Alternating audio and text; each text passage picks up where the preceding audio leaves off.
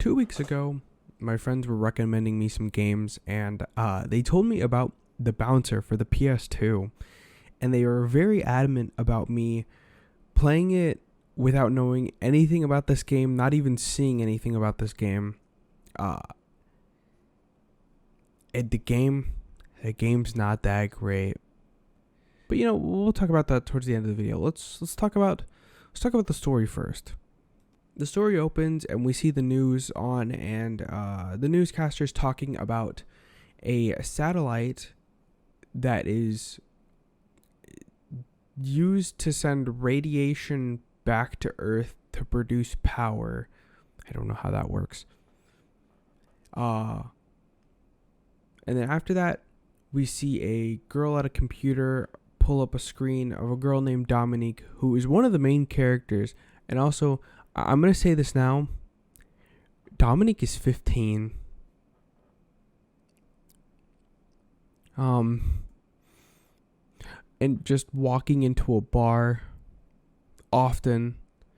It's even stated that she's kind of the mascot for the bar. Oh. We then get to see some guys jump out of a helicopter and crash into... I see, I'm not sure if this is supposed to be Sion's house and he lives there with Dominique, because there's a picture of them. But this is a kid's room. I'm not really sure. I don't think this one's ever explained super well. But then we also cut to Dominique running down the street to make it to the bar. We also see that the guys who jumped out of the helicopter, though, were looking for Dominique. And then we're also introduced to my favorite character in this whole damn game, Volt. Just look at that. He got that shit on. She heads inside the bar, and we meet our other two main characters, Ko and fucking Sion.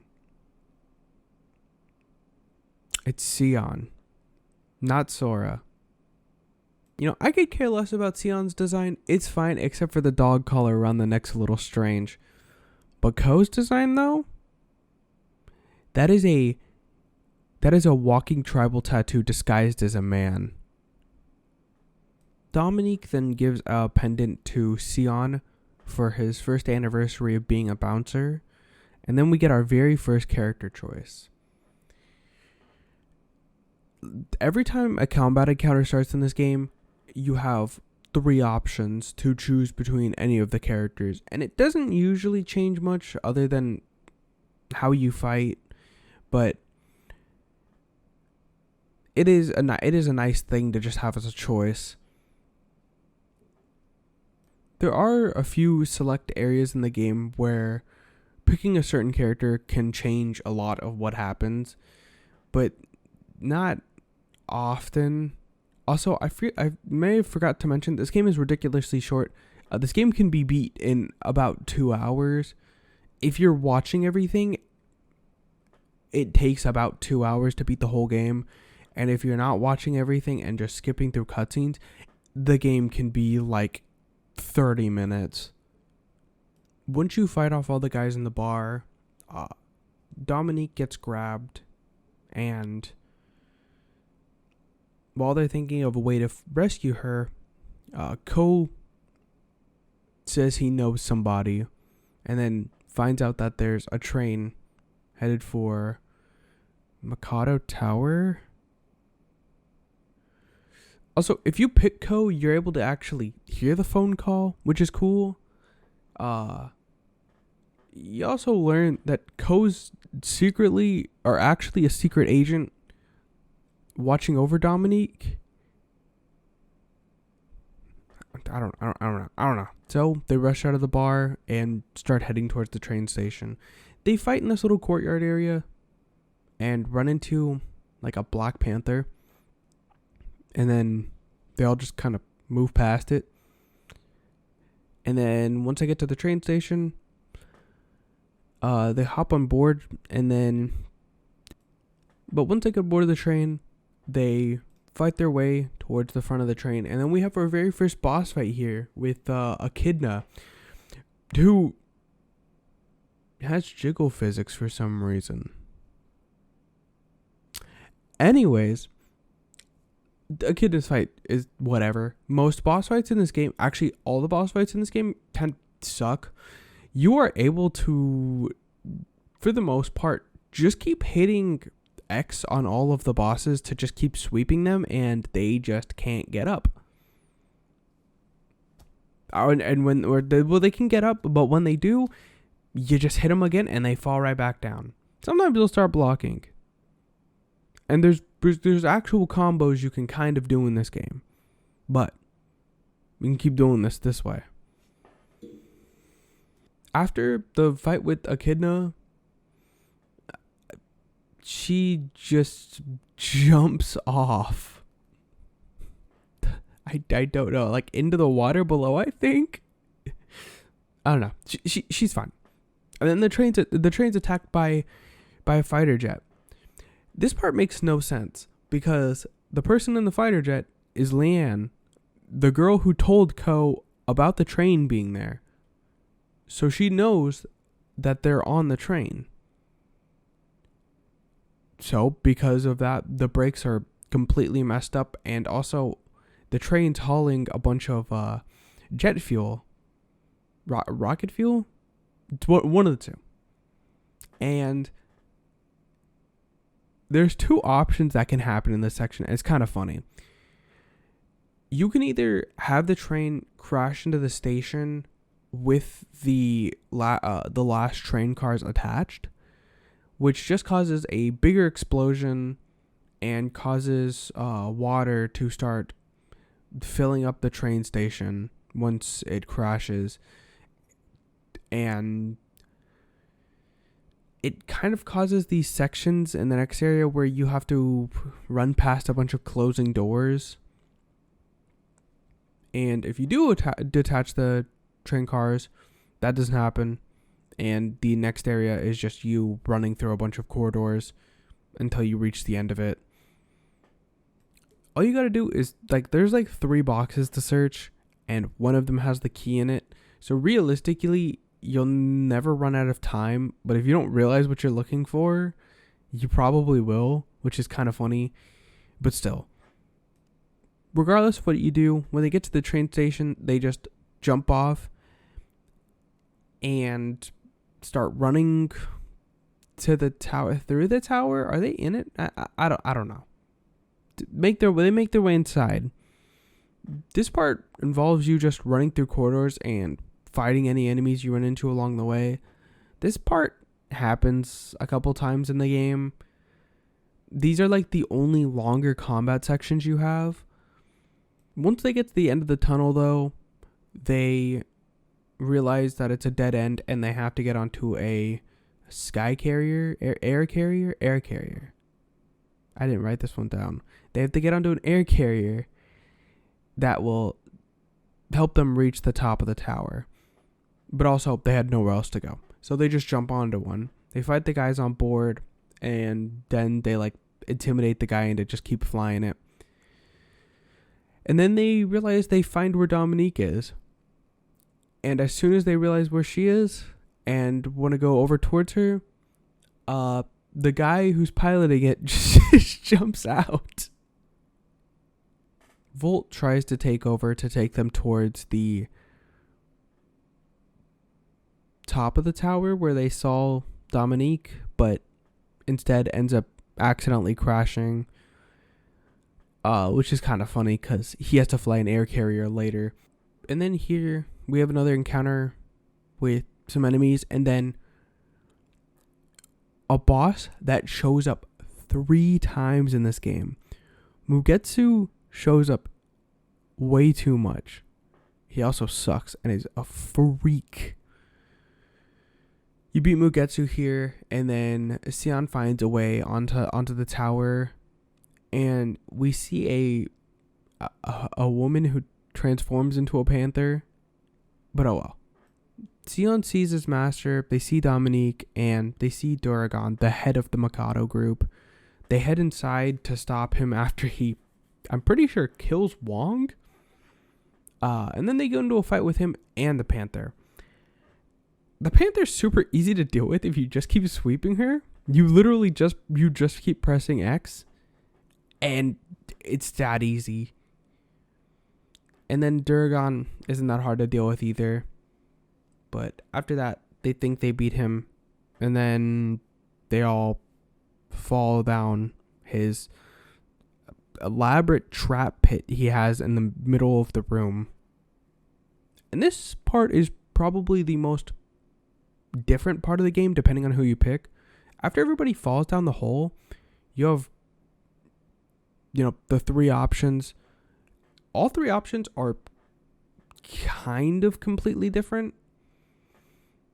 Both Sion and Volt kind of just get more combat oriented sections. However, Ko, on the other hand, gets this section.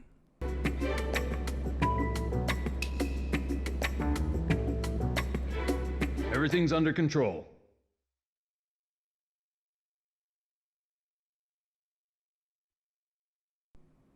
Sion kind of just fights his way through the tower.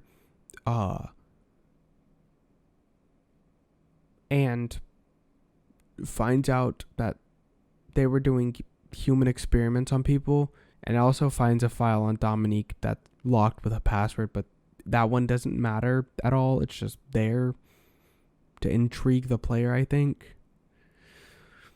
But after Sion leaves that room, he goes into a room and he fights the Panther one-on-one this time.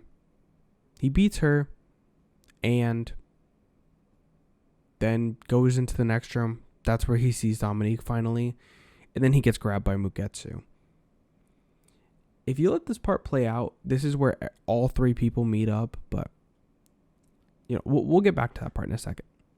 Volt's part is him just fighting his way through the tower to get to the same room Sion's at. That's about it. And at the end of his part, he runs into Sion getting choked by Mugetsu and throws one of the soldiers at Mugetsu. Now see, Ko's part is the only one that's extremely different. Ko has to copy whatever the other soldiers are doing, and that's like the thing for his whole part here. It's a cool idea though. It's not even a bad part. There is a couple guys who make it a little frustrating. Like there's a guy who goes through all of it like a roulette and then stops on one, and if you stopped on a different one, it initiates a combat encounter, which goes for all of them. If you do the wrong thing, it starts a combat encounter for absolutely all of them. And it can be kind of annoying. Playing as Ko kind of sucks. But when he gets to the end of his area, he gets to the floor where Dominique is at, and then runs into a group of soldiers who are walking into that room. And I believe Mugetsu's with them. But they walk into that room, and then Sion gets grabbed, and Ko's first thought is to try and get Dominique out of there first, especially since Mugetsu and everybody else is already distracted. And then he passes by the door, and it ends up being he's the soldier who gets picked up by Volt and thrown at Mugetsu. I don't know why this part amuses me so much. I kind of hate Ko. Same thing happens here though. They all just fight in the room with all the other guys and then fight Mugetsu. After beating Mugetsu, they try to make a plan to escape the tower. So they decide to flee out the rocket tower to provide them a little cover. I don't know what the fuck that one's supposed to mean, but you get an escort mission here. The option here doesn't change much either. It just changes what dialogue you hear between Dominique and whoever the other person is. For the most part, is Dominique and Sion is just like a look into their relationship. Also, she's 15 and he's 19. I'm not going to come back to that one. And then you hear the other one with Volt is how much he knows that Sion cares about her. And then if you pick Ko, She just says, "Ew, why?" and moves on. Anyways, there's robots everywhere in this area, and you have to escort Dominique through it without her or you dying. It's not that bad. You can also just run past all of them, but oh well. And at the end of this area, there's a boss fight. Dominique gets grabbed and knocked out, and you have to fight like a robot who, or like a cyborg, who do this like really big sweep move, who can knock all of you guys over. But you also meet up with everybody again. Once you beat the boss, like 4 or 5 more of them show up. I don't know how to count. And completely surround the group. This is where Dominique gets up and we find out she isn't even human. I don't know. And she turns on her. She becomes a killing machine. She proceeds to just destroy all of the robots. And everybody's like, was that even Dominique? And then our favorite guy, Mugetsu, shows back up and takes her again. And so now we're off to save Dominique again. Here, we also find out, though, that Volt used to work for the Mikado group and was a personal guard for the ex-head of the Mikado group before Duragon took over and killed the old Mikado. It's also why he has horns in his head. The horns are there to cover up gunshot wounds. I'm not sure how some of this works, man. But the group rushes off to go save Dominique again, though, and they run into Echidna again. I don't know. And Volt tries to tell her off, but she decides to fight us anyways. And the 2 more interesting parts that can happen are if you pick either Volt or Cohere. If you pick Volt, Echidna just slumps over after the battle and kind of tells you that they took Dominique to the Gallios and they can use the air carrier that's off to the side to go get to it because I don't know. But if you pick Ko, after the fight, you see Leanne again, and they're trying to slow down the Gallios after it took off. And also, she points out that there's an air carrier off to the side that they can take to reach it. And of course, after they get onto the air carrier, they trust Volt to fly them again, hopefully not crashing this time. But we get to the part where we get really close to the Gallios, and then Mugetsu shows up again. This time for the last time, though. See, Mugetsu shows up, and you beat him. And then once you beat Mugetsu here, you push him off the air carrier, and then he gets fucking disintegrated by the Gallios' thrusters. Anyways, now with Mugetsu gone, they can get into the ship finally. And we fight the Panther again. It's super easy.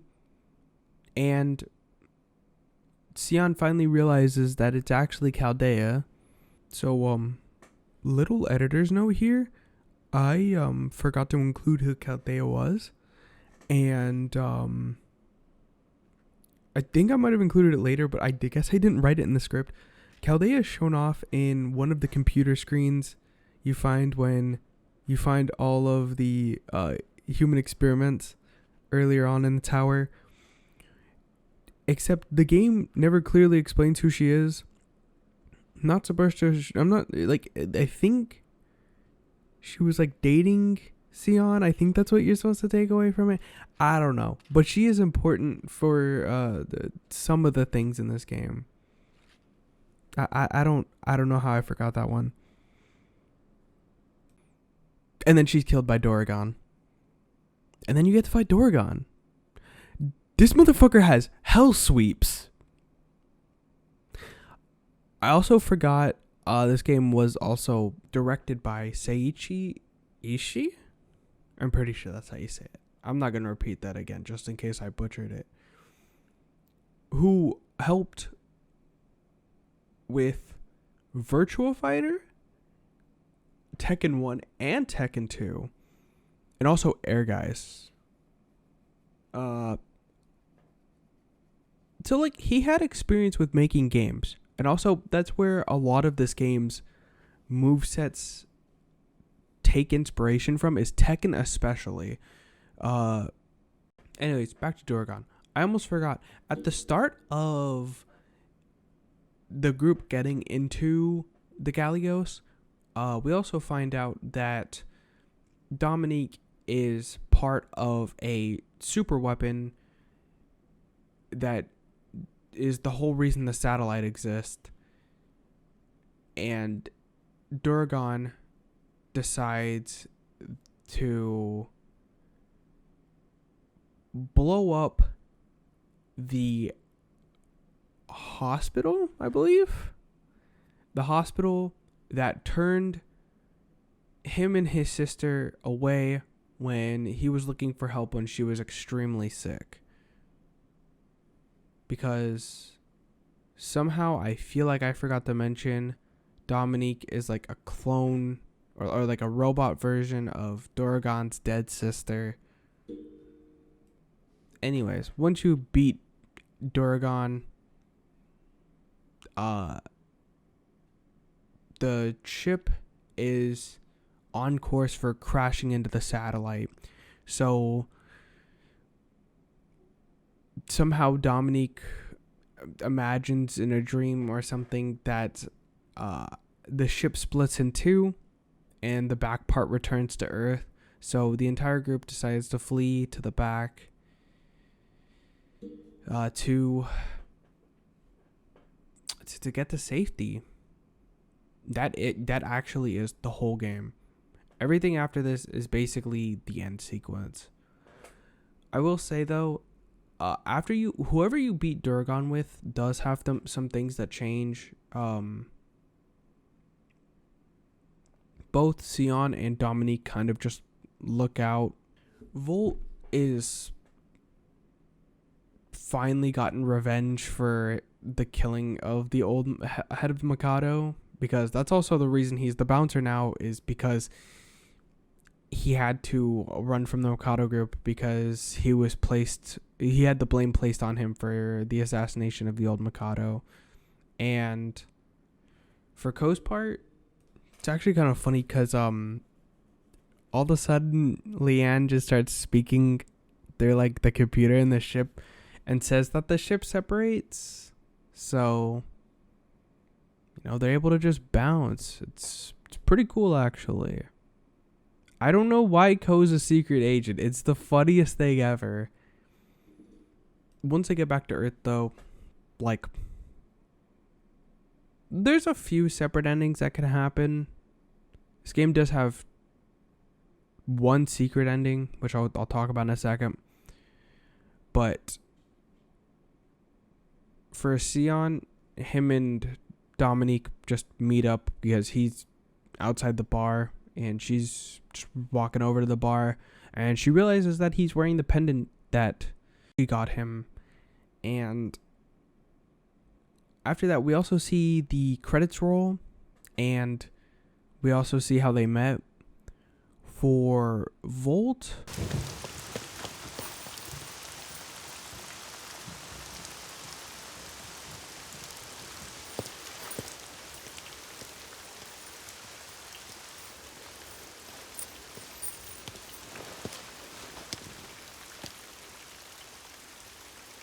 Who are you? Dominique. Dominique Cross. What's your name? Me? I'm Sion. Sion Barzad.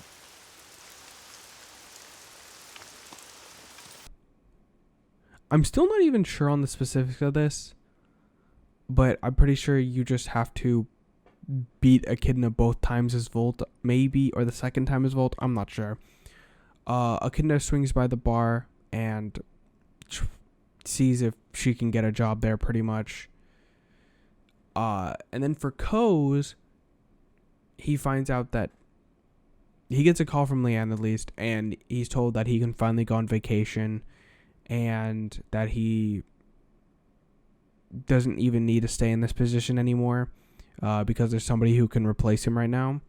And he says that he thinks he'll stay. So Leanne tells him to meet her at the second combat area of the game, that weird little courtyard area, where you have like a post game fight, and it doesn't matter. You win or lose. It's like if you lose, nothing happens.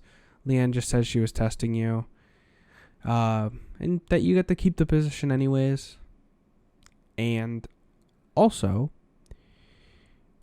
I forget what the requirements for this one were, but there's another secret ending where you fight Master Wong, who's Sion's master. Like at the end of you fight him, and I think you're supposed to lose that one, although I don't even remember how you get that one. Man, the Bouncer is quite the game. Not a good one. Not even just an okay one. It's pretty bad, actually. The story is kind of weird, and this game could have used probably longer in the oven, if I do say so myself. But it seemed like they were kind of strapped on time, and it also seemed like this game didn't know exactly what it wanted to be, because it gets a little weird, a little fast. Most of the characters that you are able to play as, in the story at least, they're fine. Like, I mean, I know you only get to play as 3, but like, getting to play as Sion feels fine. He feels like the generic character. Volt also feels fine. Ko, not really so much. But they all feel playable at least, and you have things to level them up, which I don't even think I wrote down in the script, but leveling your characters up during the story is a fucking nightmare. You only get experience based on who you beat in like any given combat encounter. And you have to be the one who lands the very last hit on them, or else you don't get the XP for it. And you get a little bonus at the end, but it's more convenient to just be able to, wipe the floor with as many guys as you see, so you can get as much XP as you possibly can. So you can like level up your damage and your health, and you can also unlock new moves that way. So to fully see everything for a character, you have to play through the game quite a few times. And there is like a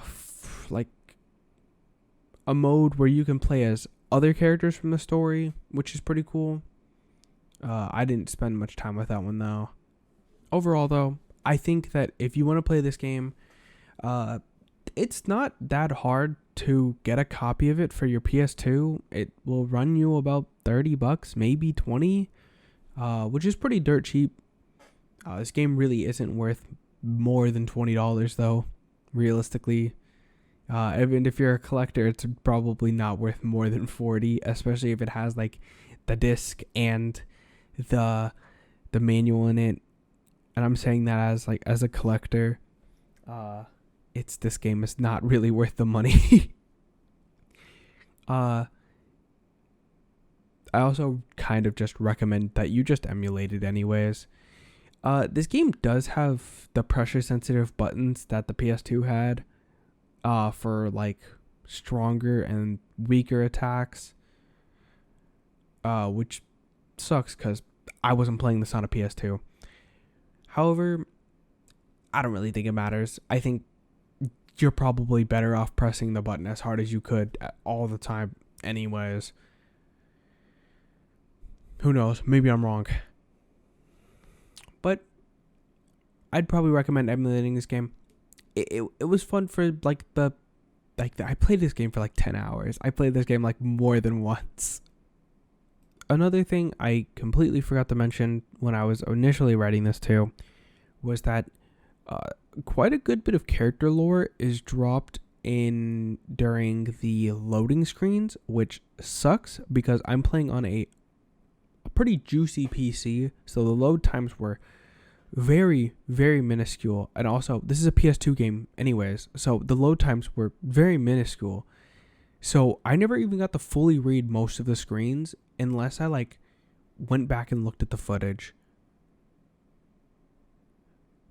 It's kind of fine to tell backstory that way, but it also kind of sucks. Anyways, overall, I think The Bouncer was a fine game. But it's really funny this was a launch title for the PS2, especially because how fondly the PS2 is remembered for how many good games it had. I don't know though. I think you should play it for yourself, and you should come to your own conclusion. Now that I'm at the end of the video, I can say if you made it here, thank you very much. I appreciate it.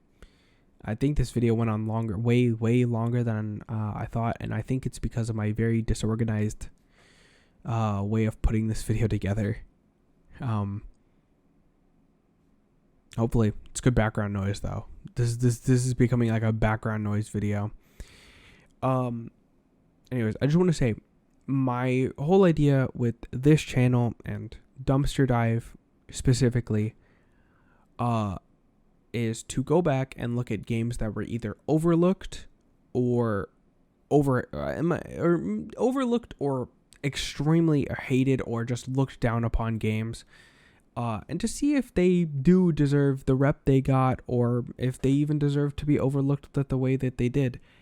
And for this game, I'm gonna go with maybe the game's a little charming. I'm not gonna lie. There's something irresistible about The Bouncer, but it's not really something that I would be so fucking pissed if this is what my parents got me for Christmas. Like, I think I would actually start fucking crying right next to the Christmas tree. I do have more ideas. Hopefully I'm able to put another one out. Also, this channel isn't going to be solely just Dumpster Dive. I am going to upload other stuff on here, but Dumpster Dive will probably be the thing I do the most. If there's any games you want to see me talk about, I don't know why I said you like that. Just let me know, and I will probably look into it. I do kind of have some ideas for games already. That will most likely be the DMC reboot next, and then probably Final Fantasy 13.